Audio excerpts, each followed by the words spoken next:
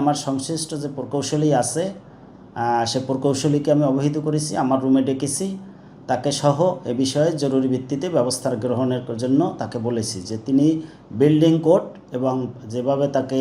Plan দেওয়া হয়েছে plan মোতাবেক কাজ করা হয়েছে কিনা, প্ল্যান মোতাবেক কাজ করা না হলে আমার যে ঊর্ধ্বতন কর্তৃপক্ষ প্রশাসক মহোদয় আছেন তাকে তার মাধ্যমে অনুমতি নিয়ে ওখানে নোটিশ করে তার কাজ বন্ধ সহ আইনানুগ ব্যবস্থা গ্রহণ করার জন্য আমি তাকে পরামর্শ দিয়েছি। এখানে উল্লেখ্য যে উন্নয়নমূলক কাজ এবং এই প্ল্যান সংক্রান্ত কোনো নথি বা কোনো কার্যক্রম আমার কর্তৃক অনুমোদিত হয় না। সেক্ষেত্রে এ বিষয়ে বিস্তারিত বলা সম্ভব হচ্ছে না, তবে এই বিষয়ে ব্যবস্থা গ্রহণের জন্য আমি প্রকৌশল বিভাগকে অবহিত করেছি। প্রথমত যেহেতু এটি পৌরসভার সাথে জড়িত, আমি পৌর নির্বাহী কর্মকর্তাকে এ বিষয়ে সরেজমিনে তদন্ত করে এবং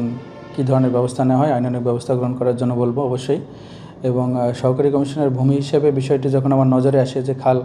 দখল করে স্থাপনা করতেছে, আমি আমার সংশ্লিষ্ট দপ্তরের কর্মকর্তাগণ, আমার সার্ভেয়ার এদেরকে সরেজমিনের স্থানে পাঠাই এবং উক্ত কাজ বন্ধ করে দিই এবং তৎক্ষণাৎ আমরা চলমান কাজ বন্ধ করে দিয়ে আসছিলাম এবং পরবর্তীতে এ সংক্রান্ত কোনো তথ্যের জন্য আমি আবার অধিকতর তদন্তের জন্য আমি আমার লোক পাঠাবো এবং আইনের ব্যত্যয় যদি হয় সেটা আমরা অবশ্যই দূর করার পদক্ষেপ গ্রহণ করব।